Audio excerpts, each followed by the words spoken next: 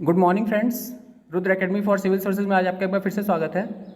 प्रस्तुत है आपके सामने हमारी चेक योर प्रोग्रेस सीरीज की दूसरी श्रृंखला, जिसमें कि आपको 20 से 26 अगस्त 2023 के बीच मैंने आपको जो भी करंट अफेयर्स की वीडियोस प्रोवाइड किया उस पर आधारित 20 MCQs यहाँ पे शामिल किए गए हैं। तो इनका आप उत्तर दीजिए और अपनी प्रोग्रेस को मेजर कीजिए। चलिए शुरू करते हैं।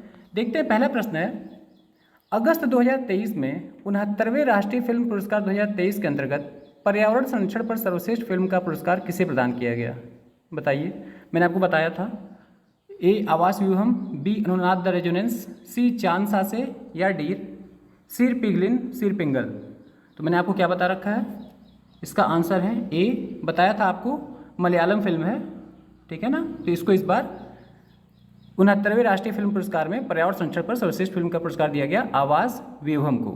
क्लियर है। और अनुनाद द रेजोनेंस, ये भी मैंने आपको बताया था, ये आपका सामाजिक मुद्दों पर सर्वश्रेष्ठ फिल्म का पुरस्कार जीती है इस बार। जबकि चांद सासे ये पारिवारिक मूल्यों पर सर्वश्रेष्ठ फिल्म का पुरस्कार इस बार जीती है। और सिर पिघलिन सिर पिंगल ये सर्वश्रेष्ठ शैक्षिक फिल्म का इस बार इसको पुरस्कार प्राप्त हुआ है। क्लियर है। आगे बढ़ते हैं। अगला प्रश्न आपके सामने, अगस्त 2023 में आयोजित विश्व बैडमिंटन चैंपियनशिप 2023 में भारत के किस खिलाड़ी ने कांस्य पदक अपने नाम किया? लक्ष्य सेन, HS प्रणय, किदाम्बी श्रीकांत या प्रकाश पादुकोणे? चलिए बताइए।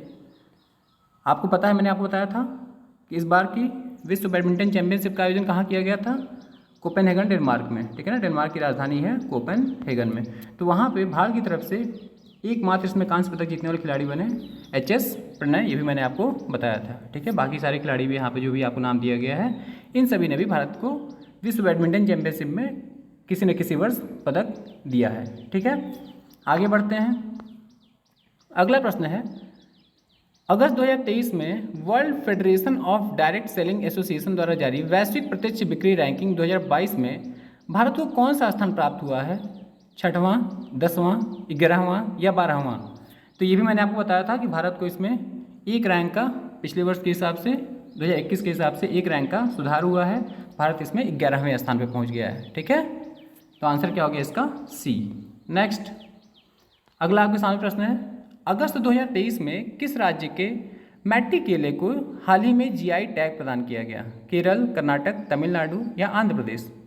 तो बिल्कुल मैंने आपको बता रखा है, ये आपका तमिलनाडु का केला है। इसके बारे में मैंने आपको डिटेल्स बता रखा है। मैट्टी केला कहाँ का GI टैग है? तमिलनाडु का। तो आंसर क्या हो गया आपका? सी। नेक्स्ट, अगस्त 2023 में पहली बार फीफा महिला विश्व कप 2023 से खिताब जीतने वाली स्पेन की टीम की ओर से एकमात्र गोल किस खिलाड़ी ने किया? आइताना बोनमाती या ओल्गा कार्मोना या इवाना आंद्रेस या डी मिली ब्राइट? तो ध्यान रखिएगा, इसमें स्पेन की खिलाड़ी रहीं ओल्गा कार्मोना, इन्होंने एकमात्र गोल किया और स्पेन 1-0 से जीत गया इंग्लैंड की टीम से, ठीक है। आगे बढ़ते हैं। अगला है, अगस्त 2023 में राष्ट्रपति द्रौपदी मुर्मू द्वारा भारतीय नौसेना के किस उन्नत स्टेल्थ फ्रिगेट को लॉन्च किया गया? INS Himgiri, INS Vindhyagiri, INS Dunagiri या INS तारागिरी? तो इसको आपका कोलकाता की हुगली नदी में लॉन्च किया गया। ये है आपका INS विंध्यगिरी। क्लियर है, ये भी मैंने आपको बता रखा है डिटेल्स में। आगे बढ़ते हैं। अगस्त 2023 में किस राज्य सरकार द्वारा रतन टाटा को पहले उद्योग रत्न 2023 पुरस्कार से सम्मानित किया गया? असम, उत्तर प्रदेश, गुजरात या महाराष्ट्र? तो ये मैंने आपको बताया था, ये आपका राज्य है महाराष्ट्र ने अपना पहला उद्योग रत्न पुरस्कार से सम्मानित किया है रतन टाटा जी को। क्लियर है। आगे बढ़ते हैं। अगला प्रश्न है आपके सामने, अगस्त 2023 में ऑस्ट्रेलिया के जोहान्सबर्ग में ब्रिक्स के किस शिखर सम्मेलन का आयोजन किया गया? 13वां, 14वां, 15वां या 16वां? ऐसे प्रश्न एग्जाम में पूछे गए हैं, ठीक है ना, कि कहाँ ना पूछ के ये पूछ दे कि ये आपका ब्रिक्स का चौथा सम्मेलन था या G20 का चौथा सम्मेलन था। तो आप ध्यान रखिएगा, ये आपका ब्रिक्स का 15वां सम्मेलन था। क्लियर है। आप कमेंट बॉक्स में बताइएगा मैंने आपको क्या बताया था कि अगला सम्मेलन ब्रिक्स का कहाँ होने वाला है। नेक्स्ट, अगस्त 2023 में उत्तर प्रदेश सरकार द्वारा शुरू की गई मुख्यमंत्री उद्यमी दुर्घटना बीमा योजना के तहत छोटे सूक्ष्म उद्यमियों को कितने रुपए तक का सुरक्षा कवच प्रदान किया गया है? 1 लाख, 2 लाख, 4 लाख या 5 लाख? आपको बताया था मैंने, उत्तर प्रदेश भारत का पहला ऐसा राज्य बना है जो छोटे उद्यमियों को 5 लाख रुपए तक का बीमा प्रदान कर रहा है। तो ये आपका 5 लाख, ठीक है ना। तो आंसर क्या हो गया? डी, 5 लाख। क्लियर है। नेक्स्ट है आपका 11 से 21 अगस्त के मध्य क्वाड देशों के बीच मालाबार 2023 नौसैन्य अभ्यास का आयोजन किया गया। आपको बताना है कि यह आयोजन कहाँ किया गया, ऑस्ट्रेलिया के सिडनी तट पर, या जापान के योकोसुगा के तट पर, या बंगाल की खाड़ी में, या डी फिलीपींस सागर में गुआम के तट पर। तो ध्यान रखिएगा ये आयोजन कहाँ किया गया, मैंने आपको बताया था। इसका आंसर है आपका ए, ऑस्ट्रेलिया के सिडनी तट पर। क्लियर है? आगे बढ़ते हैं। अगला प्रश्न आपके सामने है मुद्रा योजना के संबंध में। अभी आपको आगे 11 से 20 तक आपको स्टैटिक प्रश्नों का जवाब देना है, जो कि मैं आपको वीडियोस में बता रखा हूँ। बताना आपको मुद्रा योजना के संदर्भ में निम्नलिखित कथनों पर विचार करिए। पहला है कि इस योजना की शुरुआत 16 जनवरी 2016 को की गई थी। दूसरा है, इस योजना के तहत गैर कारपोरेट एवं गैर कृषि सूक्ष्म एवं लघु उद्यमियों को 10 लाख रुपए तक का ऋण प्रदान किया जाता है। चलिए बताइए इसमें से कौन सा आपका सही है। तो इसमें केवल ध्यान रखिएगा दूसरा ही कथन केवल सही है, पहला आपका गलत है। 16 जनवरी 2016 को तो स्टार्टअप इंडिया की शुरुआत की गई थी। ये आपका 8 अप्रैल 2015 को भारत सरकार द्वारा मुद्रा योजना की शुरुआत की गई थी। क्लियर है? और इसके तहत मैं आपको बता रखा हूँ, और यहाँ पे भी दिया हुआ है, गैर कॉर्पोरेट और गैर कृषि यदि सूक्ष्म और या जो लघु उद्यम को यदि खोलना चाहता है तो इसको 10 लाख रुपए तक का ऋण प्रदान किया जाता है सरकार के द्वारा। क्लियर है? आगे बढ़ते हैं। अगला प्रश्न है, कितने रुपए तक के सालाना टर्नओवर वाले सूक्ष्म उद्यमियों को जीएसटी पंजीकरण से छूट प्रदान की गई है? 20 लाख, 30 लाख, 40 लाख या 50 लाख? तो इसका आपका आंसर है 12वें का सी, अर्थात 40 लाख रुपए तक के सालाना टर्नओवर वाले सूक्ष्म उद्यमियों को जीएसटी पंजीकरण से छूट प्रदान की गई है। क्लियर है? ये भी मैंने आपको बता रखा है। नेक्स्ट, उत्तर प्रदेश सरकार द्वारा एक जिला एक उत्पाद योजना की शुरुआत कब की गई थी? कई एग्जाम्स में ये पूछ भी चुका है। ठीक है, तो ये आपका बताइए 24 जनवरी 2017, 24 जनवरी 2018, 24 जनवरी 2019 या 24 जनवरी 2020? तो ये उत्तर प्रदेश के स्थापना दिवस के अवसर पर ही 2018 में 24 जनवरी 2018 को एक जिला एक उत्पाद योजना की शुरुआत की गई थी उत्तर प्रदेश सरकार द्वारा। क्लियर है? नेक्स्ट, भारत में सर्वप्रथम महिलाओं के लिए मताधिकार आंदोलन की शुरुआत किस संगठन द्वारा की गई थी? बताइए, वुमेन्स इंडिया एसोसिएशन, या अखिल भारतीय महिला सम्मेलन, या national council for womens in India, या भारतीय राष्ट्रीय कांग्रेस?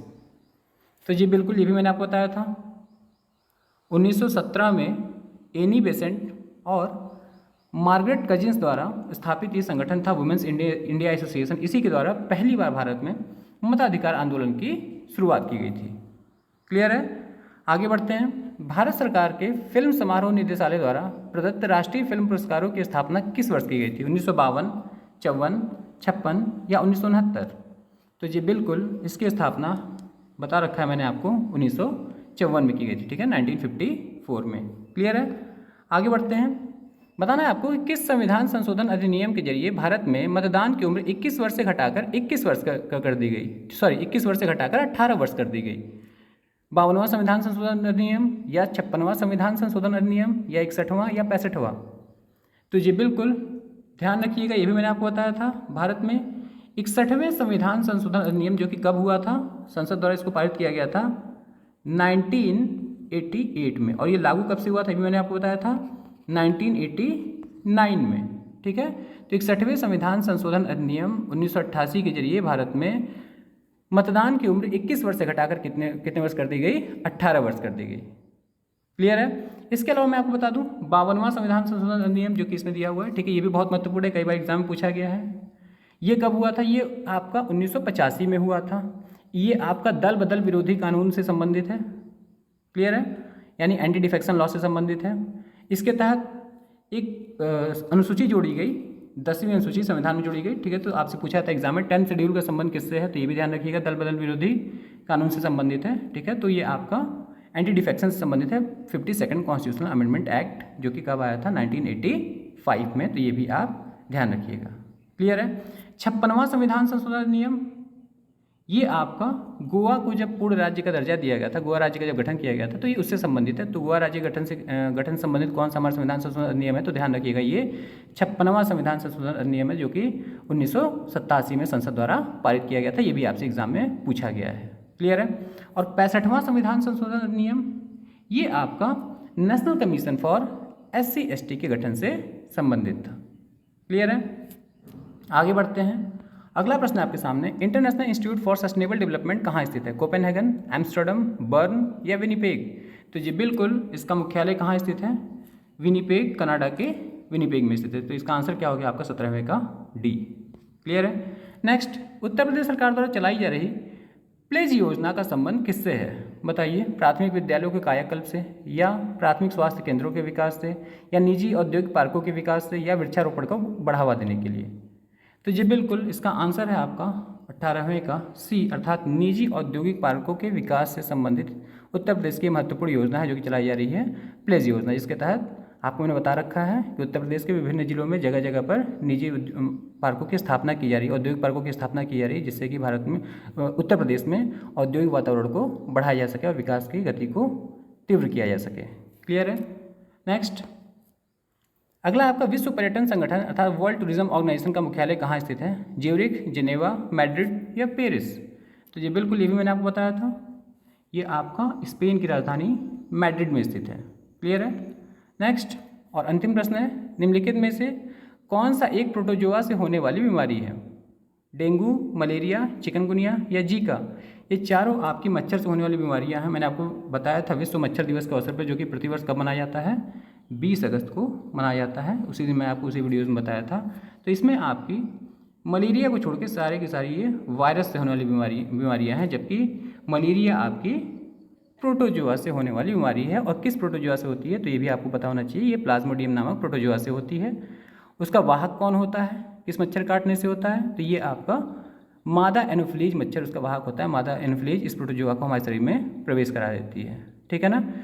बाकी आपको डेंगू, चिकनगुनिया और जीका के बारे में आपको डिटेल्स में आपको वीडियोज़ में बता चुका हूँ। ठीक है। तो आप हमें बताइएगा कितने आपके आंसर सही हुए। ठीक है। वीडियो अच्छी लगे तो प्लीज़ लाइक करिएगा, वीडियो को शेयर करिएगा अपने दोस्तों और मित्रों में, और यदि आपने चैनल को सब्सक्राइब नहीं किया होगा तो प्लीज़ से सब्सक्राइब करना ना भूलिएगा। Thank you for watching this video. Thank you.